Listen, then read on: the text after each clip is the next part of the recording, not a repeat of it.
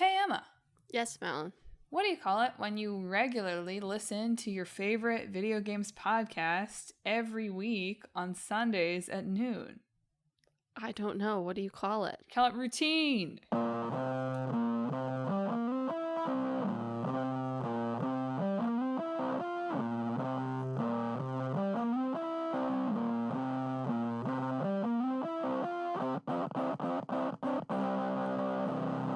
Hello and welcome to Talk This.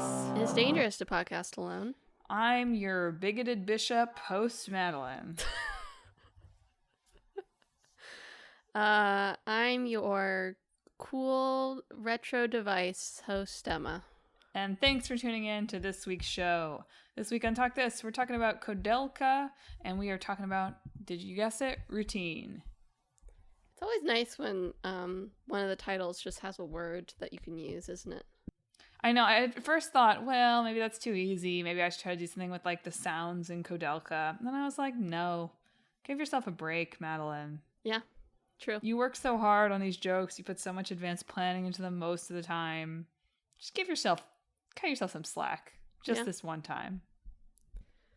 That's fair. It's our first full episode back from travel, so I know. You're still Feels like recovering. a long time. I mean, it hasn't been. It's been the normal amount of time because we record them live on Sundays at noon. But it just feels like a long time. Yeah, true. So let's talk about Koudelka. We're all about alternate histories, kind of. Yes. This week in different genres. Yeah. So Koudelka is a role-playing game from Saknoth for PlayStation, published by SNK in Japan in 1999 and by Infogrames in 2000 in the rest of the world.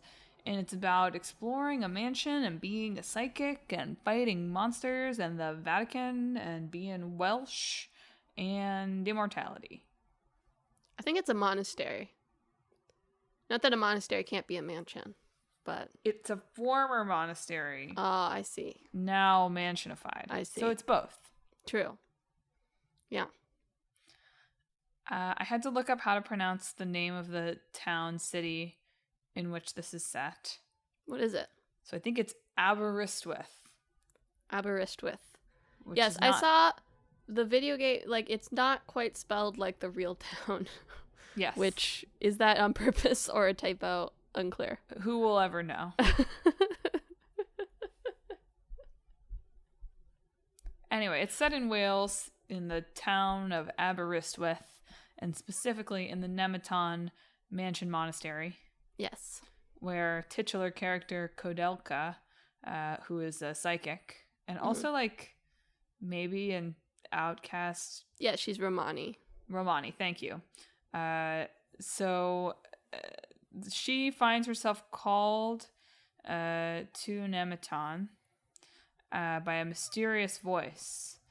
And good thing she gets there, because she saves adventurer Edward from a monster attack. Phew. Close call. They then meet the caretakers of the mansion, the Hartmans, who give them some food. But it's poisoned. And then they meet Bishop James O'Flaherty. Mm-hmm. And then things progress. There's spooky monsters in the mansion, and there's spirits haunting it. And it turns out that James is on a mission from the Vatican, which the Vatican appearing in a video game, it's a good sign. Things are about to get wild. I mean, I feel like the Vatican comes up more often than you would expect. Sure. It just seems like there's sort of like a understood fictional version of the Vatican that like sends their priests off to do like cool things. Yeah, where the priests are like secret agents. Yeah.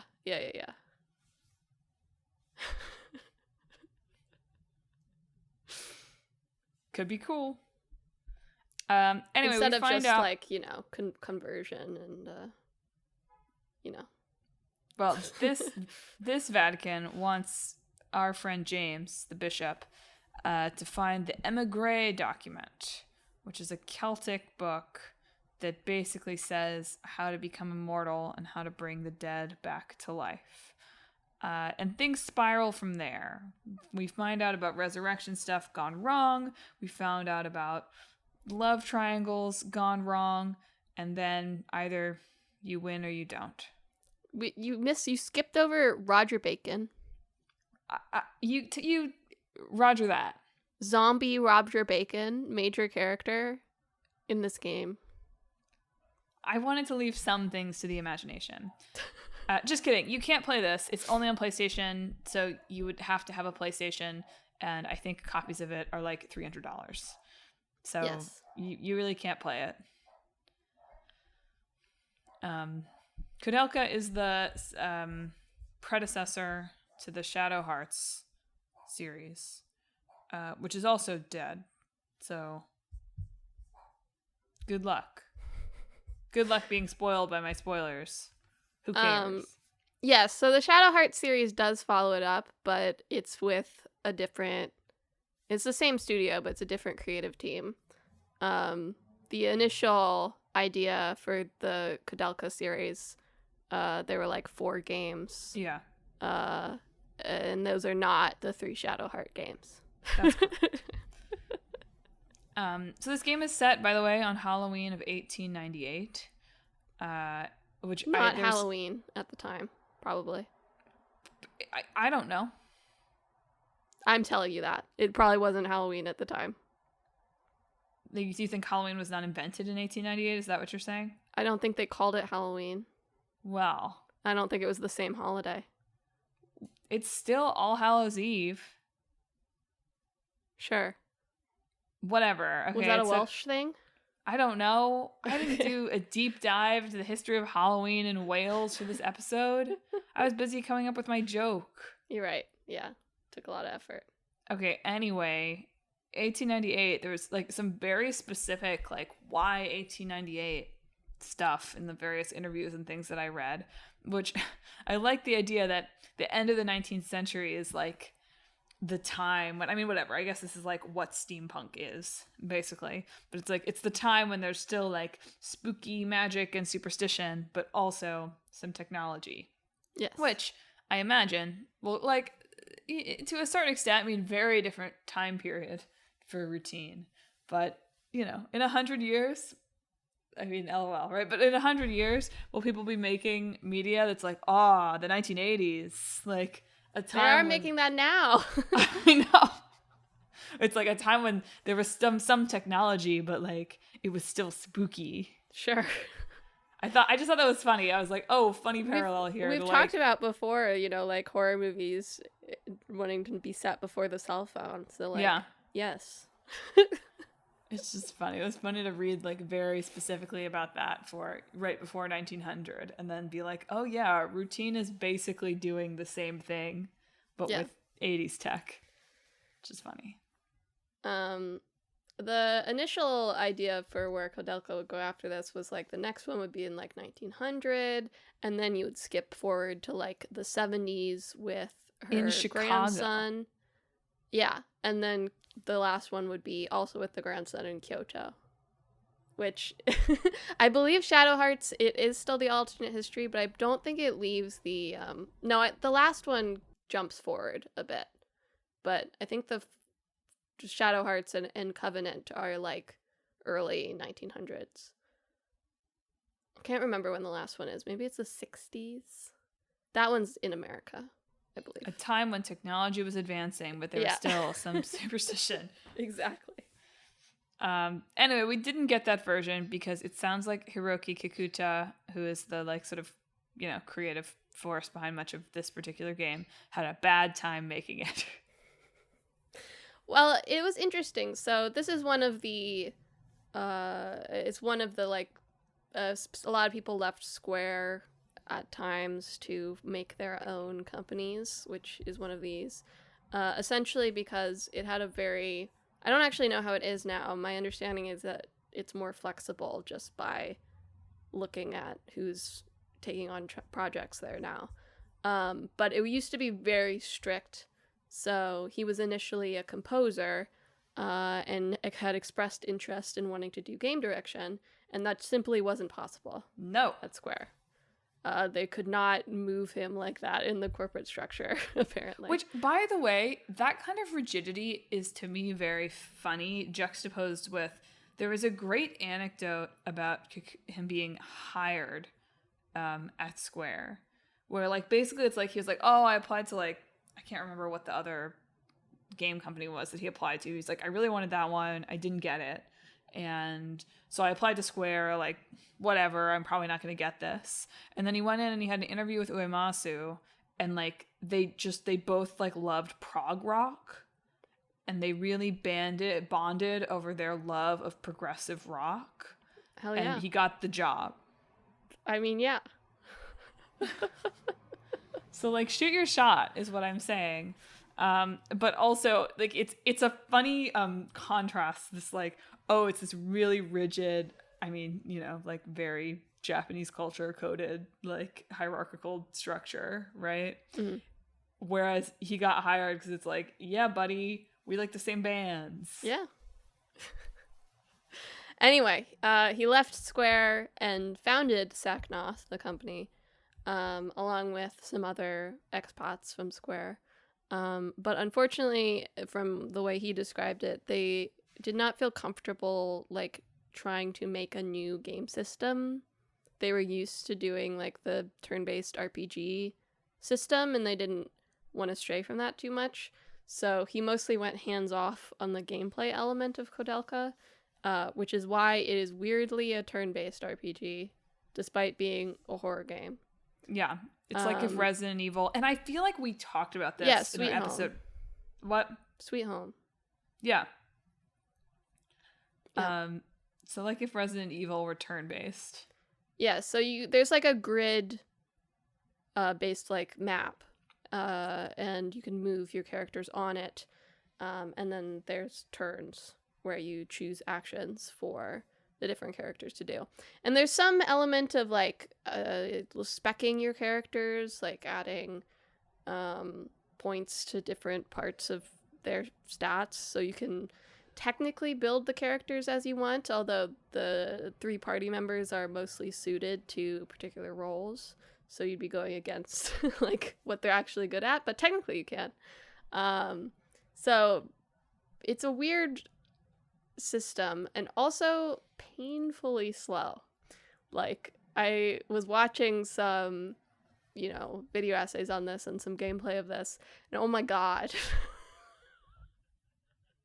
Like, just getting through like 2 turns, your turn and the enemy turn, takes like a minute. Like, with one character and one enemy. There are also like a million battles. Yes. One review is like every 4 to 6 seconds walking around, you'll hit a random encounter. Yeah. So there's a lot of random encounters. Crazy. The system is really, really slow. In some ways, just like it seems like it's like code programmed badly. Like it just like there's big pauses before things happen, like it's going to crash. Yeah. But no, it just takes that long. So definitely some issues with the gameplay, in terms of like, you know, the slowness isn't adding anything to it. It's just making it like a very game you have to be very patient to get through. Which I guess is what happens when the composer makes the game. I'm just kidding. I know he didn't work on the gameplay, but that's the thing. He says that's like his main regret, that he didn't try to push on the gameplay at all. And so after Koudelka ended, he retired as the CEO.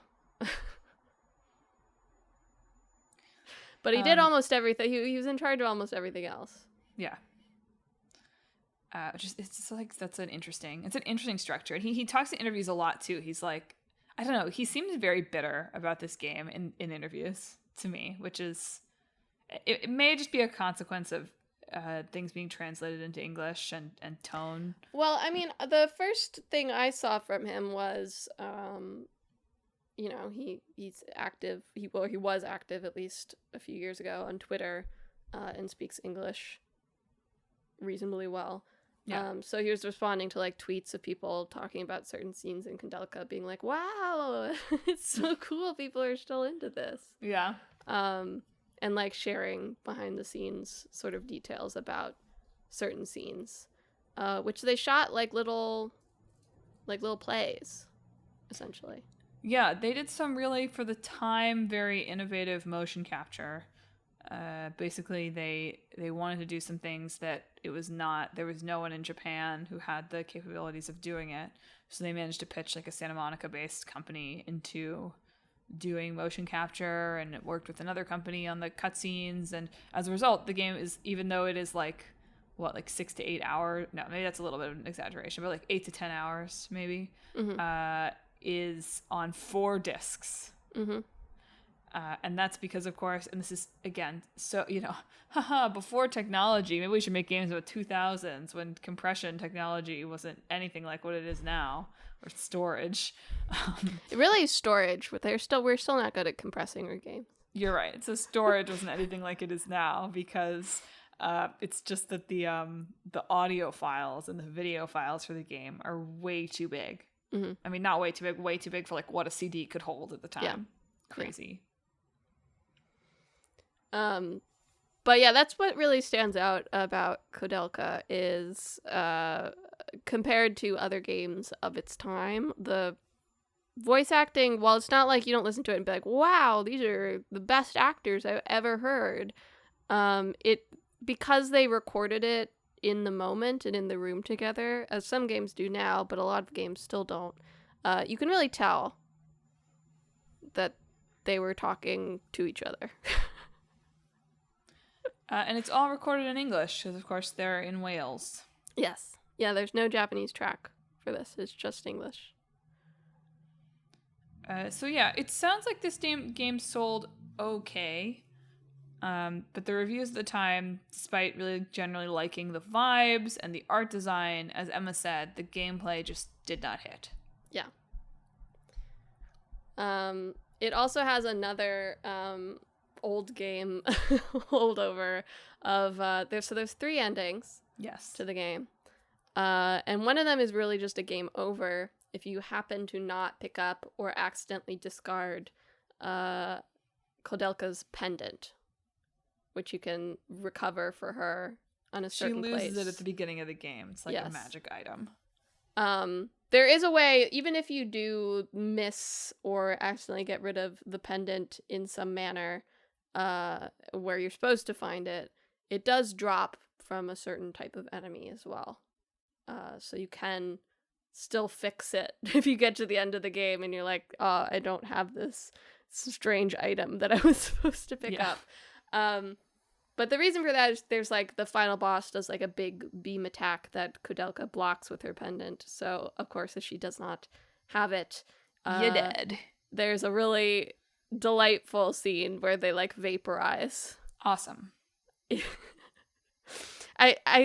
was funny to me because Romeo is a Dead Man just came out, and I had seen the game over screen for that, which is like they filmed a mannequin's face, like a physical mannequin's face melting off. And so it's this very disturbing animation. And this has like the priest's face like melts off. It is not nearly as realistic. Like it just like his eyeballs like pop out. It's very funny looking. They become skeletons. It's very good. Yeah. But anyway, the other 2 endings are whether you beat the final boss or don't beat the final boss, who's very hard. So both are legitimate endings to the story. And in fact, Shadow Hearts follows off of the bad ending. Because they're all bad at games. Apparently. Yeah. Actually, the bad ending is actually more, like, it's more substantial than the good ending. So. It's a really interesting design decision. Yeah. They did apparently make this game easier overall than they might have otherwise, because they wanted it to be a game that was approachable. But it sounds like maybe that's to trick people at the end. Yeah. Did people used to like to grind in games? I think what it actually is that children don't mind it. And children encompassing to the teenage Sure. years too. So, like, I think it's just that children don't get frustrated about the lack of progress because they don't have anything else to do. Sure. They're playing this game for fun, and they would like it if the game lasted, actually. So, I don't think it's a matter of people used to like to grind. I think it's that there's a lot of people writing and talking about games now who are adults with other responsibilities and don't like grinding. Fair enough. You know, I think about this because I think about, as I think I've mentioned on the show before, how many times I played those Fire Emblem games. Yeah. To grind supports, essentially. Right. Yeah. And it's like, I did that because what else was I going to do? That was my game. Those were my games, right? So. This game also had some good, in like an archived version of the game website, some good like funny little character bios, which I feel like bring those back. A description of Edward. He dropped out of university and traveled around with no clear destination in mind. Edward tried his hand at crime, but he was not intimidating and could not scare other people. Which, who among us, you know? Yeah. And there was also a tidbit in, and I thought this was really funny because I think this game takes place over the course of one day. Yes, one night even. So, and I don't think these characters knew each other really before this. So I liked, they have a section in, I think, the priest's, the bishop's bio, where they talk about, oh, he loves old poetry and Edward loves new poetry. And so they kind of clash about that. But then it says that they both love Shakespeare and sometimes they do little scenes together. I'm like, when? I guess they must just do it over the course of the game. At what time? Whenever. I don't know. They're exploring a monster-filled monastery. They're just doing time to chill and hang out. Sure, just like, hey, let's break out. I mean, the big scene that I've seen from Koudelka is like the drinking scene with Koudelka and Edward towards the end of the game. Sure. So they're chilling. I guess I would not be that chill. Were I surrounded by monsters. Sure. Anyway, I think like I'm sure the rights to something like Koudelka and Shadow Hearts series are complicated in that they had various different publishers and like the company involved different creatives and the company even like changed names midway and it's not the same, you know, doesn't actually I think exist anymore, I assume. Yes, I think Saknoth is closed. Well, it turned into Nautilus. Anyway, regardless, my point being, this feels like it basically stopped existing in 2007. Right. It's been merged into Aru's marketing. Oh, well, that doesn't sound like a game company, does it? No. But given our general affection for PS1 era, like Resident Evil, basically, this feels like the kind of intellectual property that should be ripe for the picking. Yeah. And I mean, frankly, given that we, you know, Clair Obscur invented turn-based battles. True. It's for the West. Yeah. So if you could remake Koudelka with like the kind of turn-based real-time stuff that's hot now, I think people would eat that up. It feels like the kind of thing that Square could get its hands on if it wanted to. Maybe, I don't know, unless there's bad blood. Unless they're like, oh, you didn't want me to make a game in 1997 and now you want to release my game? Well, I don't even know if the director has a say in it. No, I know. But they're all ex-Square guys, right? So, like, probably not the only person involved in the game who had a similar story of, like, oh, you didn't want to let me make a game in 1997, and now you want my game. Sure. Anyway, that implies a degree of, like, interest by Square that I'm not sure is there. So for sure. Yeah. So I guess, speaking of, oh, I didn't make a game in X year, and now I'm releasing a game. Sure. Uh, Very Routine. different, though. Yeah, obviously very different. It's not my strongest Yes, in segment. another world, Routine would be our old game. That's correct. Yeah. It's been eligible for old. It would have been eligible for old game status for several years. Yes. At this point. Yeah. So Routine is actually a December 2025 survival horror. Although that kind of, from some reviews I was reading, is like, well, it's a survival horror, but really it's like, it's a puzzle game in a horror environment, which is not survival horror, but it's less combat focused than. Yeah, I read a few things. We talked about Soma recently. That was like people complaining about it having the horror monsters in the same way that they didn't want Soma to have them. Yeah. Which, your mileage may vary, I guess. It'll be interesting to see if that kind of genre of not horror ever really coalesces. I mean... And if people will want it if it does. Sure. I mean, that's just like Gone Home, right? Sure. I don't mean to say there's no examples of this.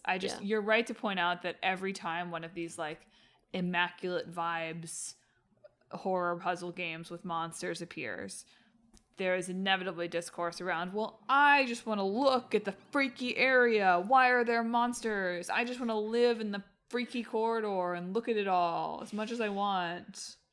I do think about this sometimes in terms of like, it's interesting, right? Because it's almost like a sort of theme park criticism coming in for games. Like, I'm not putting on a horror movie and being like, oh my god, I wish they didn't make it a horror. Yeah. Usually. I mean, I can understand finding like one part of a game or a movie and being like, I'd like something about that instead of whatever the thing was about. But sure. Yeah, it's interesting. But in like a theme park, for example, that would be a perfectly fine criticism, right? I just want to go through this maze without the spooky guy jumping out at me every 10 seconds. Yeah. Which isn't to say it's an illegitimate criticism just because you wouldn't level it at movies. It's just interesting, right? It was interesting for me to read. I read the aftermath kind of impressions of the game from Luke Plunkett. And that was interesting to me to read because that one was very like, I think this game is great. I really don't like horror games. I wish it wasn't a horror game. I don't like the horror game stuff. Yes, it was very strongly an opinion piece, not really like a review. Correct. But it was interesting to me to read that and kind of have the reaction of, man, if you had, like, Luke Plunkett wrote for Kotaku at some point, right? Like, I think that article had links to him writing about Routine from like 10 and 5 years ago. So yes. And my point being, if you had posted an article on that on one of the like mainstreamy games press things, everyone would be like, get good, like where it's interesting how the total fracturing of the games press has led to the ability, or even just the evolution of, like, if you had written that piece anywhere, if this game had come out in 2013, as we will discuss why we keep saying that in a moment. Mm-hmm. Like, I read it now and was like, oh yeah, people kind of say this about any given horror game now. They say, why are there monsters in this? I don't want monsters. But I feel like if you had said that in 2013, or even if you, to a certain extent, said it now on, like, IGN, people would be like, get this clown of a reviewer out of here. Yeah. Anyway, let me talk about what this game actually is. We've been talking around it a little bit. So Routine is the Moon's Haunted game. Yeah. Moon's Haunted. Exactly. So it's set on a moon base in an alternate history where humans started to colonize the moon in the 1980s. So we have a lot of good, in the same way as, you know, like a horror film from the 80s might imagine a future based around what technology looked like in the 1980s. That's kind of like what's going on here. You've got a lot of CRT stuff. The whole game is structured around your use of the cosmonaut assistance tool, which the CAT, which is this like very intentionally clunky one-stop shop for UI and combat and exploration. But it's, this alternate future where everything's kind of 80s coded. So you wake up on this moon base. Anytime anyone goes to the moon, they've got to be isolated for 7 days, I assume, to prevent bringing Earth germs or whatever. And so you awaken at Union Plaza, this moon base, and everybody's dead. And the robots are evil. So your job is to figure out, you eventually kind of figure out who you are and why you're there, but through that process, you want to figure out what happened here. What's going on? And ultimately, you do that by solving through, what Game Informer's review said, it's like an elaborate sci-fi themed escape room, basically. Yeah. Yes, it's meant to be very immersive. So, like you said, there's no menu in the game. Yeah. It all, even your settings, stuff like that, it's all filtered through your weird gun/tablet device thing, / camera that you have. That's very intent, you move through it, you open up parts of it and tap on buttons, and you can turn it off if you want. Yeah. So it's a real all-in-one kind of device that you are using to immerse yourself in the world. And that's also why it's first person, is really to put you in it to some degree. As a result, that also means it has one of my least favorite gaming trends, which is that there is no pause menu. Yes, there's no pause menu. Which I always understand and appreciate from the perspective of, the stories the game is telling and theoretically how it wants you to feel. Sure. But also, you are a video game. For what it's worth, I do think it would be really funny if, it was a while, Scorsese a while ago with, don't, take breaks in the middle of, my 4-hour movie. Right? Yeah. I think it'd be really funny if there was a movie that was, somehow coded onto the Blu-ray so that if you tried to pause it, it was no. It wouldn't let you. Yeah. You're watching this until it's done. You can't turn off the TV either. Yeah. But yes, I also am mixed about being able to pause or not. I totally get it thematically. It's just God, sometimes your phone rings. Yeah. Right? Yeah. Sometimes the water for the kettle boils. Sometimes your dog throws up. Yeah. I don't know. It's just, when you've made the choice to go, the equivalent, right, is you can't pause the movie in the movie theater. Yeah. Right?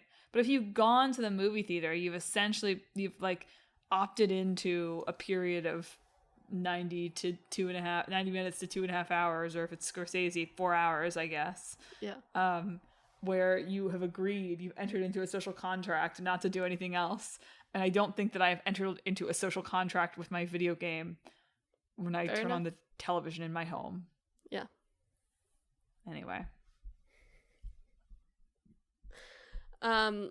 This was a somewhat difficult game to get a handle on what its actual systems are, because Wikipedia has a bunch of stuff about its mechanics and things, which I usually skim over to get a handle on it before I do a read through. And it does not clarify whether it's talking about the old version of the game or the one that's actually out, and so you have to really carefully check the sources to see if they're citing an interview from 2012, and that's not the case anymore. There is an FAQ on the Steam page that does go over some of that, of the Wikipedia is there's permadeath, the FAQ. No, there used to be a version with permadeath, but not anymore. Or there's multiple endings, the FAQ. No, we experimented with multiple endings, but ultimately decided to just do one, which was very helpful to go through. Yeah, it's really tricky that almost all of the press around the game is from like 2012, 2013. Well, too. there's just there's a lot of press about the game. They've managed to be very media savvy in terms of getting connections, I guess. Because like there's plenty of interviews from when it came out now too. Sure. It's just like there were also plenty of interviews around when it initially was intended to come out. And so it's hard to put those together. Like they're even like floating around like VR support around when it was initially supposed to come out. That is definitely not the case now. Well, then, yeah, very Emma coded. They were like, this makes us nauseous. Anyway, yes, so to clarify what we've been talking about a little bit, Routine here was originally announced at Gamescom in 2012. And got quite a bit of press over the course of the next year and a half, because it was originally slated to come out in spring 2013, which even at the time they acknowledged sort of a loose date, right? This is a project that was being made by like a bunch of people in a living room doing it off of their personal savings, right? Yes. So but even it had gotten into Steam Greenlight, so yeah. You know, they were working on it. That's why they probably got a lot of press back then, is because there were not 400 million indie games coming out on a single day. That's correct. And I mean, it got a lot of press because it looked cool, right? Yeah, and they were talking a big game about a lot of like Emma said, like very open exploration, multiple endings, like permadeath, interesting stuff, and people were excited about it. And well, of course, you know, games get delayed and pushed, and they were pretty upfront even from the beginning of like spring 2013 as a target, but like we're a small team making this and we're going to release it when it's ready. And then from like 2013 through 2016 or so, they put out an update like twice a year that was like, game development's kind of hard. We're working on it. And then ultimately, it sounds like what happened is they kind of got to the end and they were like, oh, this is a bad game. Mm-hmm. And so they like took a development hiatus. They had various financial difficulties around the time too. True. I mean, which is what happens when you make a game for 5 years or 6 years or whatever without actual financial support for it. Yes. But yes, they were all like they were working on it like part-time, doing other things because they had to, and that was slowing it down, and they weren't happy with the direction it was going. So basically they kind of like restarted in 2020, pared a lot of things down, and still it didn't come out until the very end of 2025. Yes. Specifically in one of the interviews they were talking about is apparently they had started working on a different game about like a bounty hunting frog or something, like something very different. Sure. In order to avoid burnout, but to keep working on something together. And they brought that pitch to Raw Fury, who is the publisher for this game. And Raw Fury said, whatever happened to Routine? Yeah. We liked that a lot. And essentially that ignited their interest back in revisiting it. They essentially started all over because they moved from Unreal Engine 3 to the modern Unreal Engine, which involved apparently just remaking everything from scratch, essentially. But yes, essentially they got a publisher that was interested in it. They were interested in revisiting it at that time. I hope we still get the bounty hunting frog, though. Yeah. Personally. What's up with that? They can work on that now. Let's hope we don't have to wait 15 years for that game.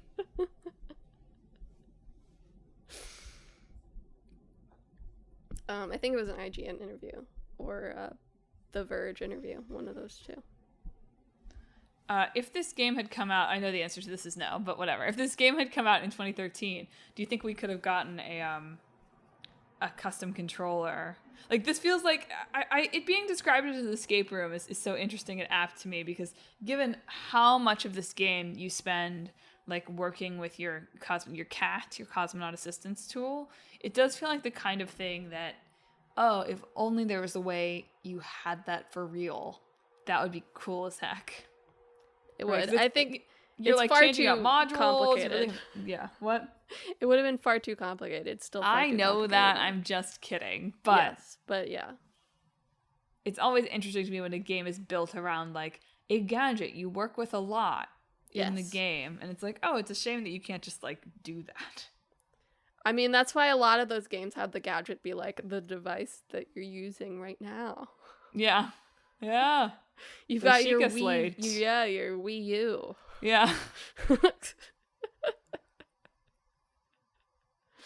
Was also interesting to me to read in a few reviews, like this was also in the Game Informer one, is where I took a note of it, that to a certain extent, even though you can definitely get really stuck on puzzles, and people have and do, that they aren't like tricky in the sense that you're just doing a lot of, where's this password? Oh, where it should be. Where's this key? Where's my ID badge? One review, maybe this was Game Informer, maybe this was Kotaku, I can't remember. It was like, I spent 20 minutes looking for my ID badge, and then I looked down at my character, and there it was. I was wearing it. That's so real, though. I know. Me holding my phone. Where's my phone? Yes, all the time.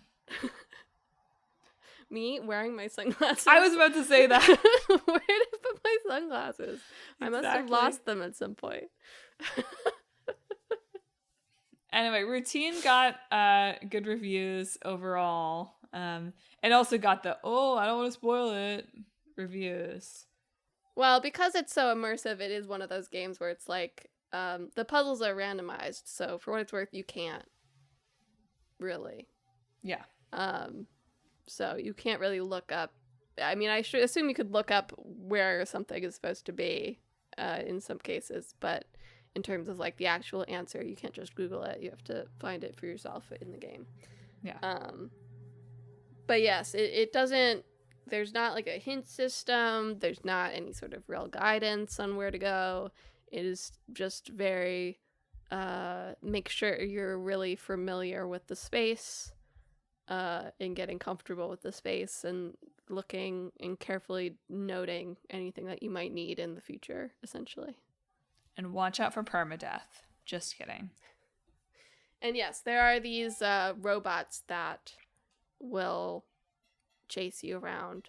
Although the big scary ones, only one of them can be active at a time. I think this was in the Verge interview. They were talking about like in their preview, they spent like 20 minutes like hiding from a robot that wasn't on while they watched them like silently. Awesome. Apparently it's something where it's like it just clicks eventually that you go and you walk in front of a robot and it's like, oh, it's off. You can't see me right now. It's interesting, right? Because on one hand, that's very real, right? That is, if you were in that situation, namely Moon's Haunted, that is what you would do. You would not chance walking in front of that robot unless you absolutely had to, right? Yeah. But it's an interesting balance for a video game of, okay, how real do I want this to be, and how much time do I want the player to spend hiding from a robot that's off? Yeah. Oh, it's the IGN one. The IGN one was talking about this. So signposting in games like these is a... But I mean, once you know, right, then you know right. for the rest of the game. Yeah, no, I know. It's just, it's how much to gently hold the player's hand is a challenging line to walk in puzzle games or horror games, I think. And puzzle horror, perhaps even more so. They're coming to get you for that opinion. Emma probably edited out like part of that siren driving by thing, but it was really like apropos to the, oh, you waited for 20 minutes for the robot there. Yeah. We like took a little thematic pause. Thanks, editor Emma. You're welcome. So you ready to mash these two bad boys? I guess so. Okay. So as I think astutely pointed out earlier, I have to say this parallel. Okay. The game has to be set in some kind of like alternate timeline where we've set it back there because we think there's still a sense of mystery. Okay. So like before the invention of fire, maybe, or agriculture. Sure. Just kidding. Yeah, fair. An alternate history where humans never became farmers. What did they do instead? Hunter-gatherer. Just hunter-gatherer. Really good at hunter-gathering. Okay, so it's gotta have that, like, yes, back in time, and the technology as leaves space for spookiness or has evolved in ways that don't match today. Mm-hmm. It's gotta be it's gotta be mostly walking around in an atmospheric world, and the enemies have to be annoying as heck. Mm-hmm. Like, we're annoyed that there are enemies Mm-hmm. because we want to feel the vibe.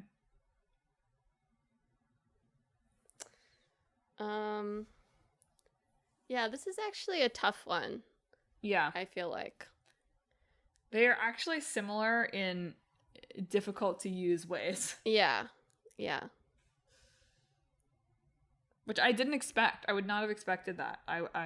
But in thinking about it more, I'm like, oh, even though the mechanics are slightly different, they're kind of doing a similar thing. Yeah. Like, they already feel like two versions of a mashup of two games that we made. Mm-hmm.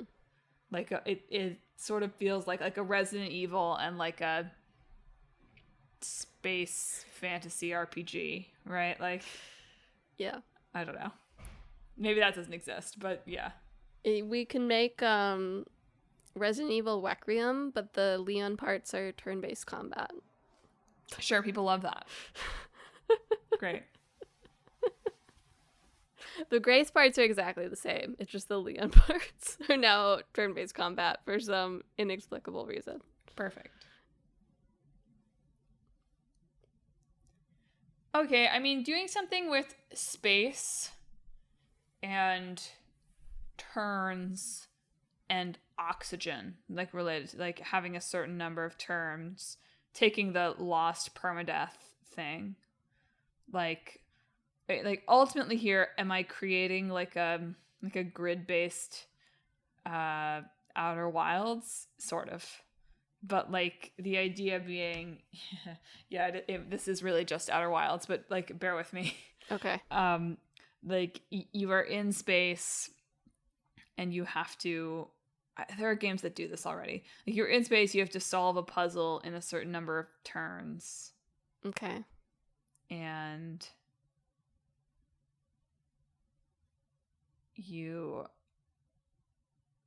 that's what I've got.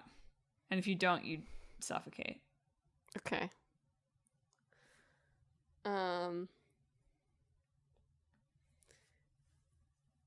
In a certain, there's not really like a certain like a turn limit on either of these games.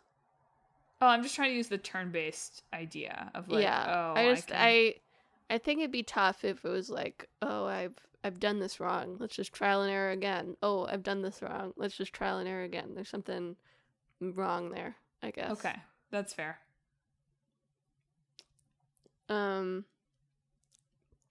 Maybe it's just the consequence. Maybe you don't suffocate. Maybe it's like you have like a encounter, like a D&D style encounter.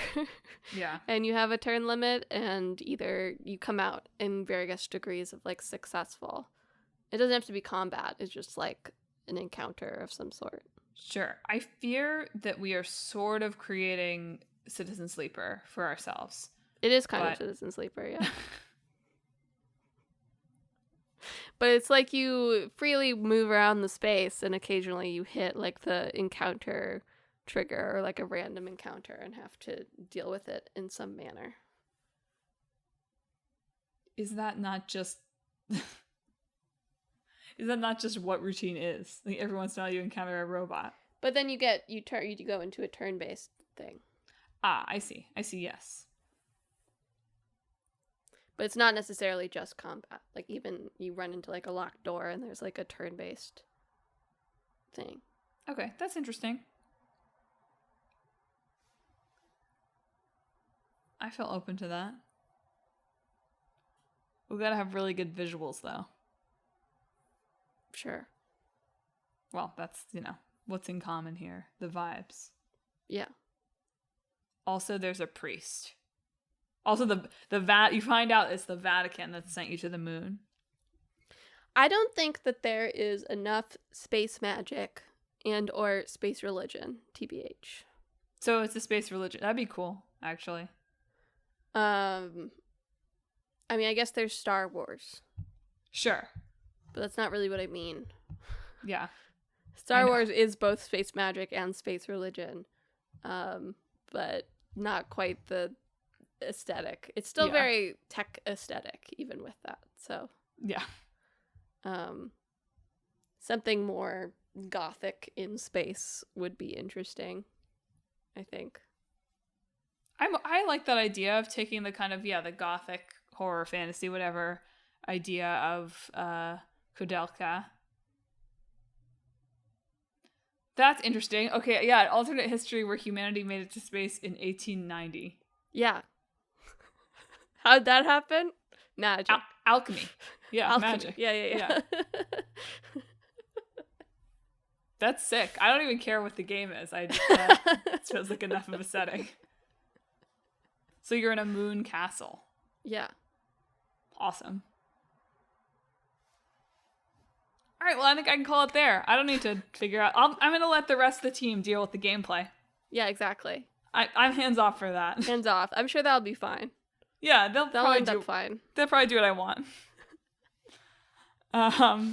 Well, folks, thanks for tuning in to another episode of Talk This. It's dangerous to podcast alone. Do you think there should be more space magic and space religion, but not like Star Wars? Do you think we should have an option to turn monsters off in horror games, or do you think that the gaming press should just get good and get over it and, I don't know, get better at games so they can appreciate their surroundings? I'm just kidding. It's not even about getting better at games. They should just stop being such cowards. Exactly. Can they develop a spine? If you have thoughts about this or anything else we talked about this week, hit us up on social media. We're on Facebook, Twitter, Instagram, and YouTube at Talk This Podcast. You can also visit our website, www.talkthispodcast.com, where you can read all about the show, check out the games in the hat Emma's about to pull from, and read our blog. But most importantly, if you enjoy the show, you ought to subscribe. We're on Apple Podcasts, YouTube Podcasts, TuneIn, Spotify, Pandora Podcasts, online on the app, Overcast, Pocket Casts, wherever you can find podcasts. Subscribe. Make it your routine to listen to Talk This when it comes out every Sunday at noon. It's my side quest next week, which is titled, How Is It March? Just kidding. I don't know. I'll do something. But Emma, what are we talking about in 2 weeks? In 2 weeks, we are going to talk about Monaco for our old game. Mm-hmm. And FBC Firebreak for our new game. So look forward to that in mid-March. Because it's March today, too. It is, yes. February is a short month. Wild. And with that, that's our show. Thanks for listening. Emma, sign us off. This week, I hope that your robots don't... this week... They got her! They got her!